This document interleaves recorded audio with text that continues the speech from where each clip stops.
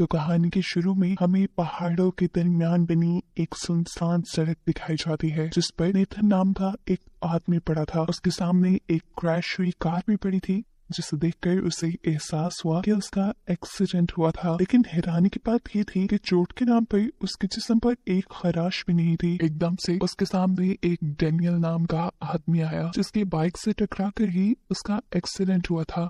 Nathan देखता है कि डेनियल को भी एक खराश तक नहीं है। डेनियल ने नेथन से पूछा, तुम्हें याद है तुम गाड़ी से कब निकले? तब उसे एहसास हुआ कि उसे तो कुछ याद नहीं। डेनियल अब उससे कहता है, मुझे लग रहा है हम मर चुके हैं और ये हमारी सोल्स आपस में बातें कर रही हैं। नेथन ये बात मानने को तैयार नहीं था। वो तेजी से अपनी गाड़ी के पास जाता है, जहां उसे अपनी लाश दिखाई देती है। इसे देखकर वो बुरी तरह डर गया। उसे ये भी यकीन आ गया था कि वो मर चुका है और अब उसे अपने बच्चों की और अपने दोस्तों की फिक्र हो रही थी। डेनियल को भी अपनी फैमिली की, अपने बीवी और बच्चों की फिक्र थी। जैसे ही उसने बीवी का नाम लिया तो उसके दिमाग में आया कि नेथन ने अपनी बीवी का नाम नहीं लिया। इतनी ही देर में यहाँ पर एक कार आई। नेथन उस कार के ड्राइवर को रोकता है और उससे बात करने की कोशिश करता है, लेकिन कार का ड्राइवर उसे सुन नहीं सकता था, क्योंकि वो एक सोल थी।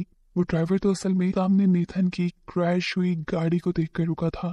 वो अब नेथन को चेक करता है जो मर चुका था, इसीलिए वो नेथन का वॉलेट लेता है और यहाँ से चला जाता है। अपनी डेड बॉडी देखकर नेथन को भी यकीन आ चुका था कि वो मर चुका है और अब वो पैनिक हो रहा था, क्योंकि वो जानता था अब मरने के बाद उसे उसकी गुनाहों की सजा मिलेगी। और उसका गुनाह था कि उसने अपनी वाइफ का मर्डर किया था। इससे पहले कि वो कुछ और बोल पाता, एकदम से डेनियल को कुछ म्यूजिक की आवाजें आने लगी। पीछे मुड़कर उसने देखा तो वहाँ एक सफेद दरवाजा खुल चुका था और इनके ऊपर अब बर्फबारी भी हो रही थी। डेनियल को तो उस दरवाजे से निकलने वाली म्यूजिक की आवाज आ रही थी, लेकिन हमें पता चला कि नेथन को ऐसी कोई आवाज सुनाई नहीं दे रही। अभी ये लोग यही बातें कर रहे थे कि एकदम से उनके पीछे एक लाल रंग का दरवाजा खुला, जिसके अंदर से चीखने और चिल्लाने की आवाजें आ रही थी और ये आवाजें सिर्फ नेथन सुन पा रहा था।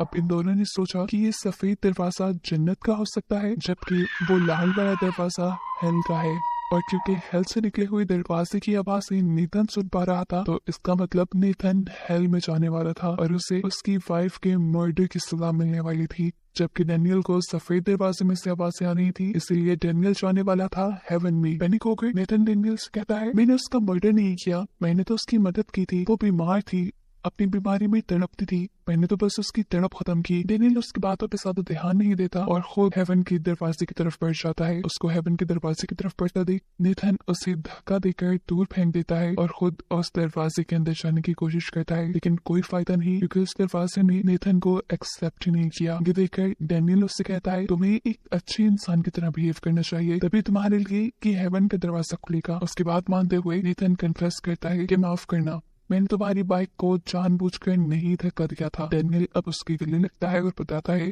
कि इसमें सारी गलती तुम्हारी नहीं, असल में मेरा भी ध्यान भटका हुआ था सामने रोड पे चलने वाली बच्ची को देखकर। ये कहकर वो खुद हेवन की दरवाजे के अंदर चला जाता है, लेकिन हैरानकुन बात ये थी कि वो दरवाजा पार करके भी इसी दुनिया में घूम रहा था। अब यही उन्हें वो बच्ची नजर आती है जिसको देखकर डेनियल डिस्ट्रैक्ट हुआ था, और अगर वो बच्ची इन दोनों से बात कर पा रही थी तो साफ मतलब था कि वो भी मर चुकी है। वो उस छोटी बच्ची से पूछते हैं कि तुम यहाँ कैसे आई? तब वो बच्ची बताती है कि किसी ने मुझे बाइक से टक्कर मार दी थी। और अब डेनियल भी एक्सेप्ट करता है कि वो बाइक चलाते हुए नशे में था और ये सब उसकी वजह से हुआ है। अब नेथन उससे कहता है, जाओ फिर तुम उस सफेद दरवाजे के अंदर चली जाओ। ये सुनकर वो लड़की जोर जोर से चिल्लाने लग जाती है, क्योंकि उसे इन दोनों से डर लग रहा था। इनके लाख मना करने पर भी जब वो चिल्लाना बंद नहीं करती तो डेनियल उसे उठा के उस सफेद हेवन वाले दरवाजे में फेंक देता है, जिसके बाद वो लड़की भी गायब हो गई और वो दरवाजा भी गायब हो गया। अब सिर्फ यहाँ जहन्नुम यानी हेल का ही दरवाजा बचा था। इसका मतलब था कि इन दोनों को हेल में जाना था। नेथन अंदर जाने से डर रहा था, वो यहाँ पे भी चालाकी करता है और पाँव मारकर डेनियल को पहले इस दरवाजे के अंदर भेज देता है और फिर गॉड से कहने लगता है, मैंने कुछ बुरा नहीं किया, मैंने अपनी वाइफ का मर्डर नहीं किया, मैंने बस अच्छाई के लिए उसे मारा था। उसको ऐसी बातें कहता देखकर एकदम से यहाँ बहुत बड़ा सा मॉन्स्टर नजर आता है।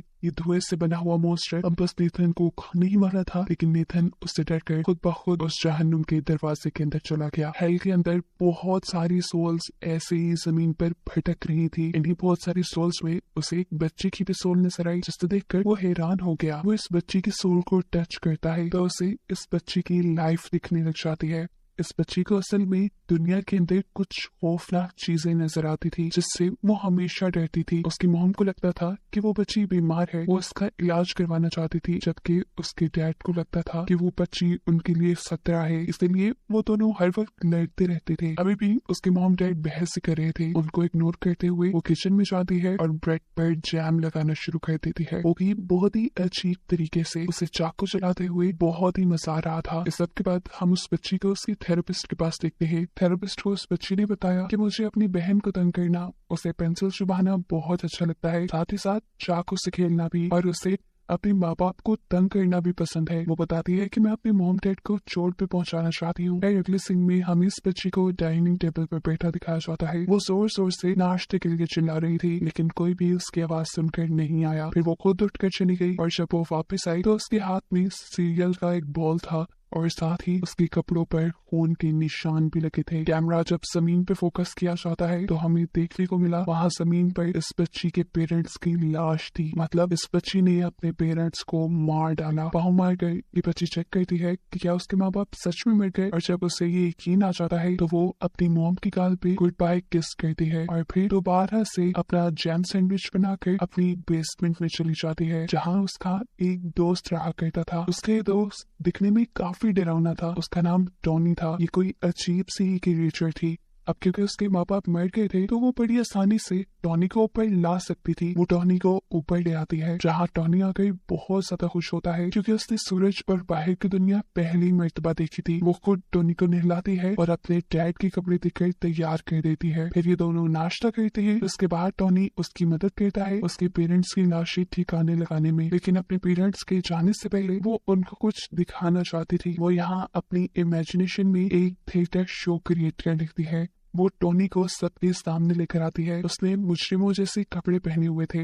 वो अपनी ऑडियंस को बताती है कि टॉनी एक किलर है और इसे इसके किए की सजा मिलनी चाहिए। टॉनी यहाँ सबसे कहता है, नहीं मैंने कुछ नहीं किया, मैं तो हमेशा अपने गार में रहता था। लेकिन यहाँ जीन ये बच्ची सबसे कहती है, नहीं इसी ने मारा है मेरे माँ बाप को। तो फिर बताओ इसकी क्या सजा मिलनी चाहिए? उसे फांसी पे लटका दे या ऐसे ही जेल में डाल दे? जिसके बाद जीन अपने ही इमेजिनेशन में उसे फांसी देकर मार देती है। असल में ऐसा यहाँ कुछ भी नहीं हो रहा था। टॉनी अभी भी जीन की मदद कर रहा था उसके पेरेंट्स की डेड बॉडी को ठिकाने लगाने में, जबकि जीन बेड के ऊपर चढ़कर खेल रही थी, जिस बेड के नीचे उसकी मोम की डेड बॉडी थी। इसके बाद टॉनी शीशे के पास खड़ा होता है तो पता चलता है कि वो तो अपने आप को शीशे में देख नहीं पा रहा था। साफ मतलब था कि टॉनी सिर्फ जीन की इमेजिनेशन में था, वो सच में एक्सिस्ट नहीं करता था। और इससे हमें ये भी अंदाजा हो गया कि जीन ने खुद अपने मॉम डैड को मारा है और इल्जाम वो बार बार टॉनी पर लगाती है। अगले दिन टॉनी और जीन बैठकर जब नाश्ता कर रहे थे तभी दरवाजे पे नॉक हुई। जीन चेक करने के लिए गई तो वहाँ एक पोस्टमैन था जिसे डिलीवरी देने के लिए किसी बड़े आदमी की जरूरत थी। वो पूरे घर में शोर मचाती है, टॉनी, लेकिन टॉनी उसे कहीं नहीं मिलता। आखिर वो डिलीवरी मैन ही चला जाता है। इस डिलीवरी मैन के जाने के बाद उसे टॉनी मिल भी किया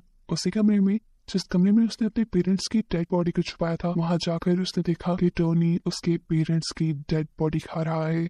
इसके बाद अगले सीन में हमें जीन के खिलौनों को जलता हुआ दिखाया जाता है, जो भी जीन ने ही जलाए होंगे। इसके बाद वो अपनी बहन के पास गई और उसने अपनी बहन से कहा, चलो टॉनी को भूख लगी है। वो अपनी छोटी बहन को लेकर किचन में चली गई और उसे ओवन में बिठाकर उसने ओवन जला दिया। जिसके बाद वो पूरे घर में खुशी से झूमने लगी और पीछे से उसकी बहन मर गई। सीन कट हो गई से दोबारा हेल में जाता है, जहाँ नेथन अब ये सब देखकर बहुत ज्यादा उदास हो चुका था। उसे बुरा लग रहा था, इसीलिए वो अपने पीछे पड़ी हुई 2 डेड बॉडीज के ऊपर से कपड़ा उठाता है। ये 2 डेड बॉडीज माँ बेटे की है। इनको टच करते ही नेथन इनकी कहानी देखने लगा। हम देखते हैं उसकी मॉम को जो चाय बनाते हुए एकदम से रोने लगी। फिर वो चाय लेकर अपनी टेबल पे आती है और चिल्ला चिल्ला कर अपनी बेटी को बुलाती है। एकदम से उसकी नजर टेबल पे गई जहाँ फोन का एक कतरा पड़ा हुआ था और वो जम चुका था। उसने उस कतरे को नील से खुरचा और वो दोबारा रोने लगी। सब के बाद वो अपनी बेटी के रूम में जाती है। वहाँ बाथरूम में उसकी बेटी की लाश थी और उसके बिहेवियर से ऐसा लग रहा था जैसे उसे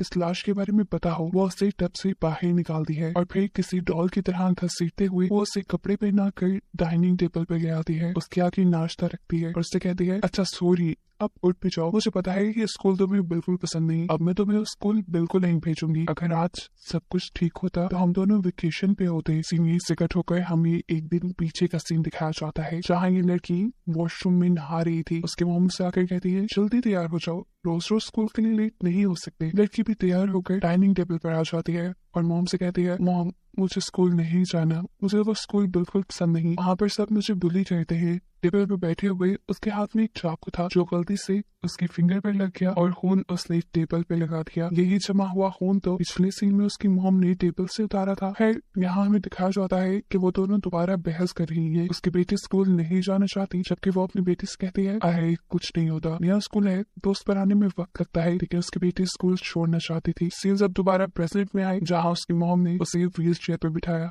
और उसे कहा चलो आज हम वेकेशंस पे जा रहे हैं। वो उसे लेकर बाहर जाने ही वाली थी कि अचानक उसका मोबाइल बजने लगा और फिर दरवाजे पे भी नॉक हुआ। उसने दरवाजा खोला तो हैरानकुन बात ये थी कि दरवाजे के सामने एक वॉल थी। थोड़ी देर में उसे होश आया और उसे पता चला ये एक वॉल नहीं है, बल्कि उसके सामने उसकी नेबर खड़ी है जो उसे होश में लाने की कोशिश कर रही थी। घबरा कर वो अपनी नेबर को जवाब देती है असल में हम वेकेशन पे जा रहे हैं। नेबर को उसका ये बिहेवियर काफी अजीब लग रहा था, इसलिए नेबर उसे जबरदस्ती साइड करते हुए घर के अंदर आ जाती है, जहाँ उसे उसकी बेटी की डेड बॉडी दिखी। और सीन्स दोबारा एक दिन पीछे शिफ्ट हो गए, जहाँ हमें दिखाया गया कि 4 लोग मिलकर इस लड़की को बहुत ही बुरे तरीके से बुली कर रहे थे। वो जबरदस्ती उसे वॉशरूम से बाहर निकालते हैं और उसे घुटनों के बल बिठाकर उससे अपने जूते चटवाने लग जाते हैं। एक लड़की उसकी वीडियो भी बना रही थी, बस यही बेइज्जती तो वो बर्दाश्त नहीं कर पाई और उसने अपनी जान ले ली। अब प्रेजेंट में उसकी मॉम उसे गाड़ी में बिठाकर कहीं ले जा रही थी। वो गुस्से में उससे कहती है अरे कुछ तो बोलो, मेरे से बात तो करो। लेकिन जब उनकी बेटी उसे कोई जवाब नहीं देती तो वो समझ गई कि उसकी बेटी मर गई है। वो हकीकत को एक्सेप्ट करती है और उसकी आंखें बंद कर देती है। वो रो रही थी और इमोशनल होकर उन्होंने ड्राइविंग से अपना कंट्रोल खो दिया और उनकी गाड़ी जाकर एक दरख्त से टकरा गई। थोड़ी देर में फायर फाइटर्स यहाँ पर पहुंचे, उस औरत को कार से बाहर निकाला, लेकिन वो अपनी बेटी को अकेला छोड़कर बाहर नहीं आना चाहती थी। लेकिन फायर फाइटर जबरदस्ती उसे बाहर निकाल देते हैं और साथ में उसकी बेटी की डेड बॉडी को भी, जिसके बारे में उन्हें लगा कि शायद ये लड़की इस एक्सीडेंट में ही मारी गई है। उसकी सुसाइड का तो इन्हें पता ही नहीं चला। ये सब देखने के बाद नेथन अब बुरी तरह डर चुका था। वो और किसी डेड बॉडी को टच करना नहीं चाहता था, इसीलिए वो पीछे हो गया। और तभी यहाँ पर हेल्थ का गार्ड आ गया, जिसने उससे कहा कि तुम यहाँ अपने बुरे कामों की वजह से हो और अब मैं तुम्हें तुम्हारे बुरे कामों के लिए सजा दूंगा।